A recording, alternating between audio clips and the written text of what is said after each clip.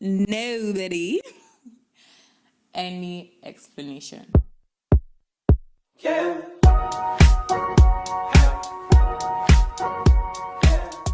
Hi loves, and welcome to my channel. Hi, if it's the first time you're seeing this beautiful face, please don't make it your last by clicking on the subscribe button and giving this video a big thumbs up if you end up enjoying it. And if it's not, hi loves, and welcome back to my 20 series. Today we're going to be talking about shush.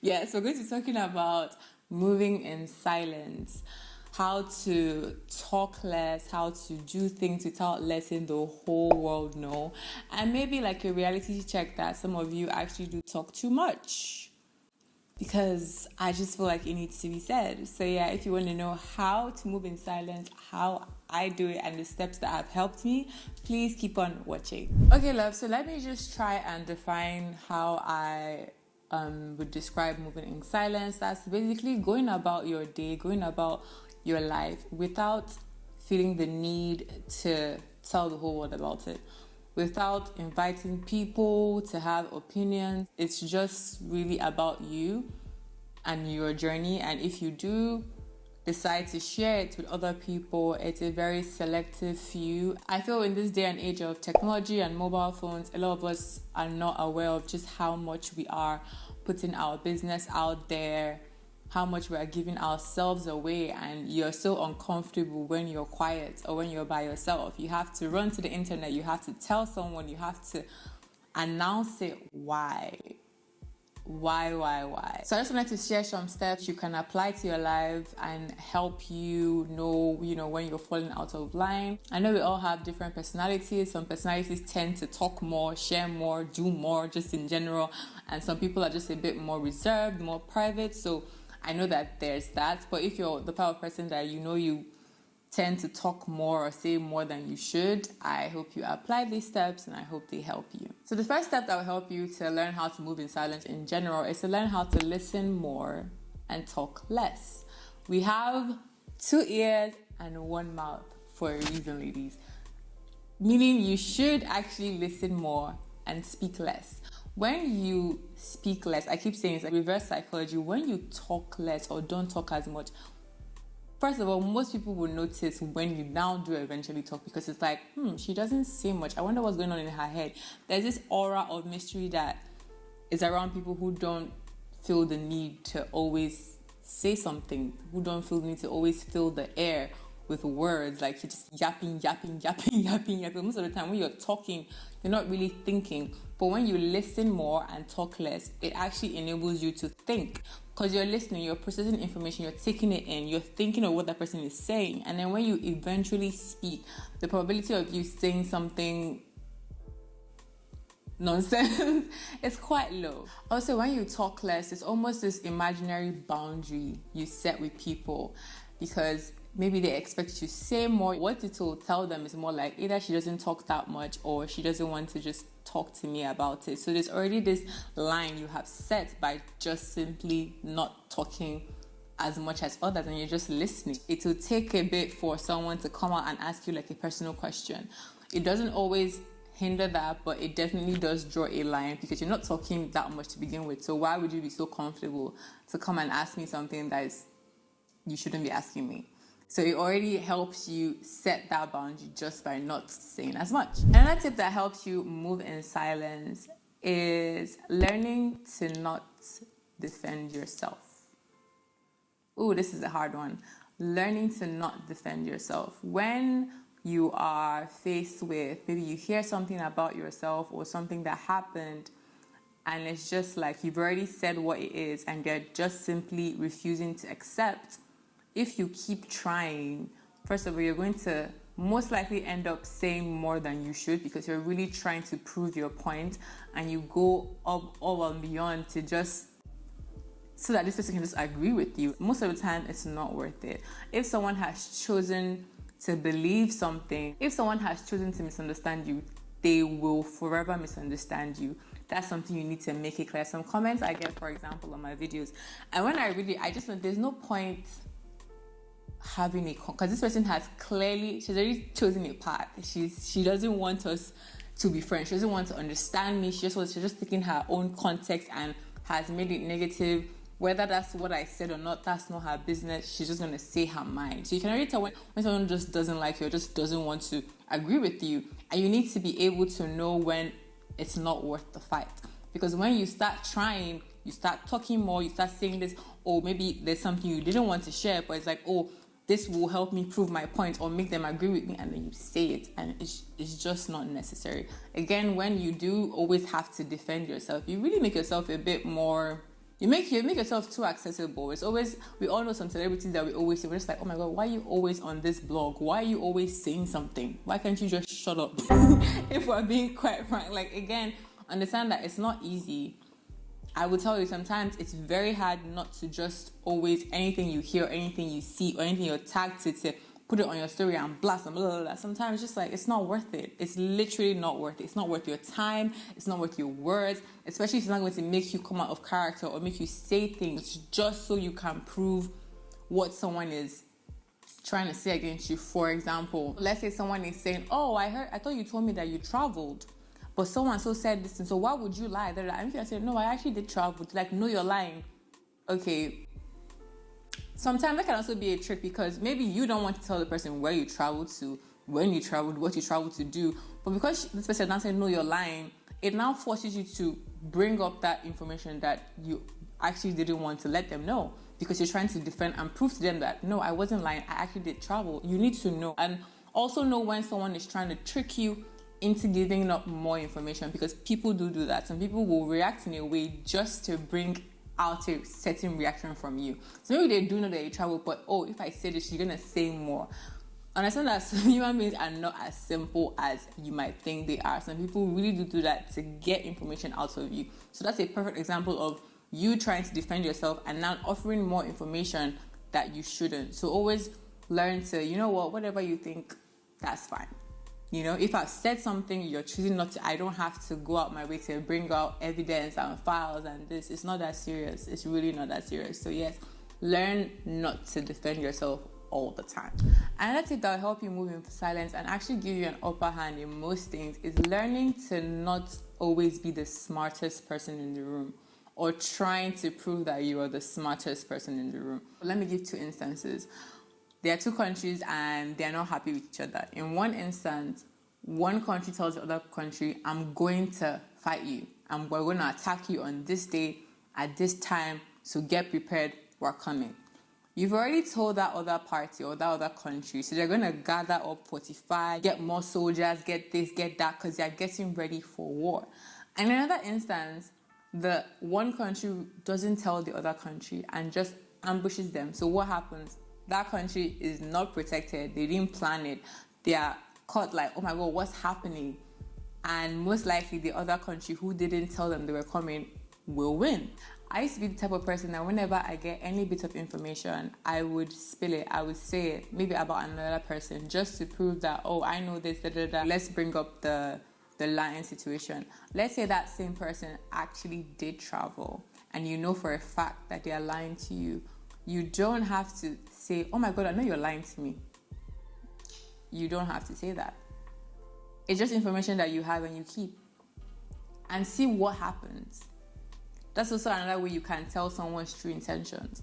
If you've heard that this person has said this, that, and you're like, what are the odds? If someone says something bad about you and you ask them, most of the time they're going to deny it. So did you really get to any point? But if you heard that this person and you're like, first of all, you actually learn to protect yourself because you're not sure. So you start watching how you move and start watching how that person is and then see their true intentions.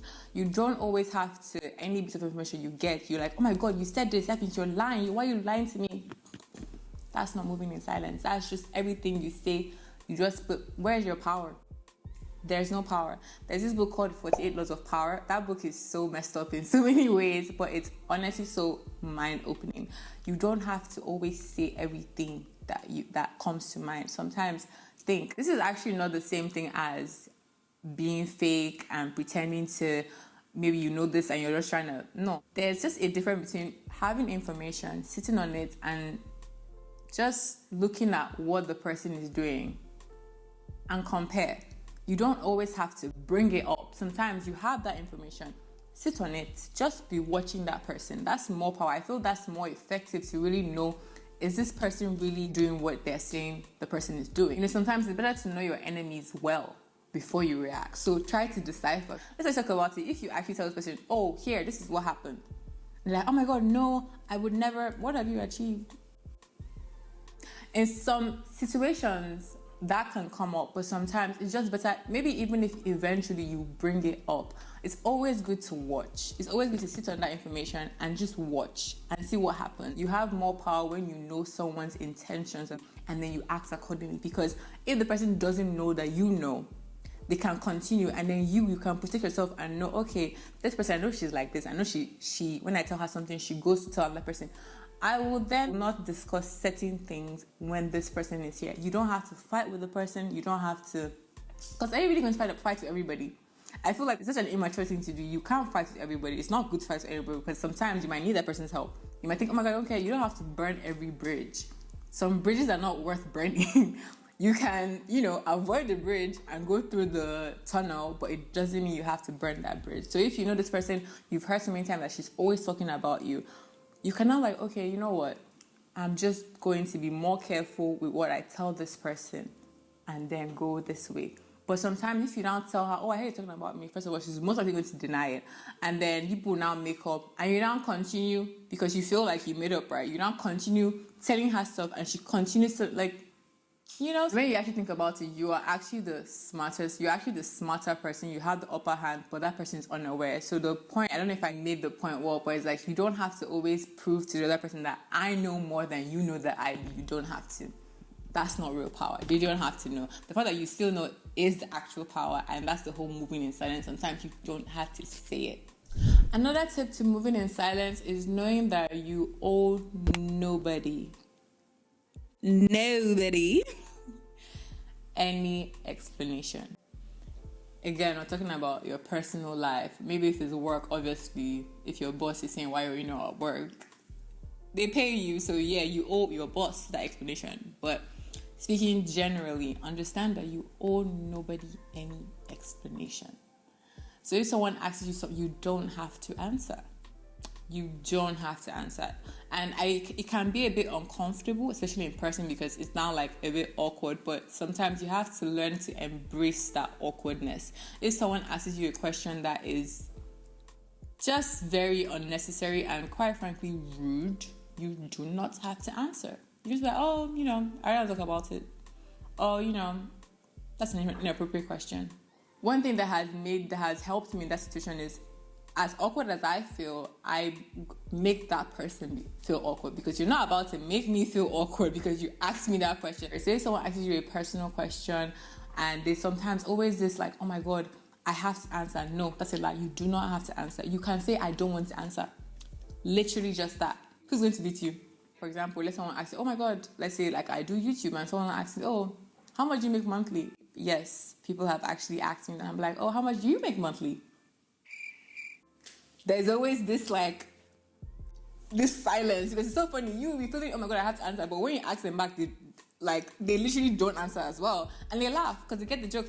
So you don't always have to be serious about it. You don't have to oh my God, why would you ask me that? No, again, people skills, emotional intelligence. But you can still pass your message across, and you see how they keep quiet.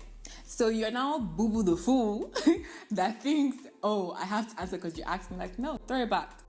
I need the answer. I'm like, oh, that's cool. I don't know, share that information. I didn't force you to give me that information. Sometimes it's also like, oh my God, they said that, therefore I have to. No, you don't. No, you do not. If someone offers up, they voluntarily offered up that information. You don't want to, so it's not voluntary. So don't see it as the same thing. And again, don't ask questions you would not like to be asked. Again, you don't have to reply, but don't, because why would you ask the question you wouldn't want to be asked back?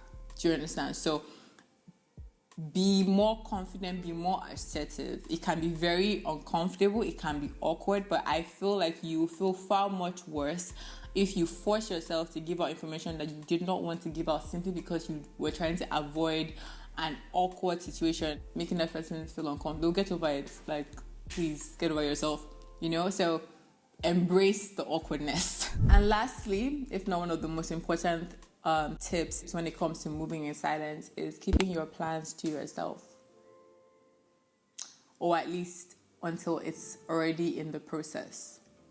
Please, please, please. There's actually this study that says that when people say their plans too prematurely, they've already gotten the gratification of sharing that to people, and people saying congratulations, that it almost demoralizes them from actually doing what they said they were going to do. But if you decide to go through the delayed gratification part and like, you know what, I'm not going to say anything, I know it's a great idea, and it's going to come to fruition, and until it's at a reasonable stage, that's when I'm going to share.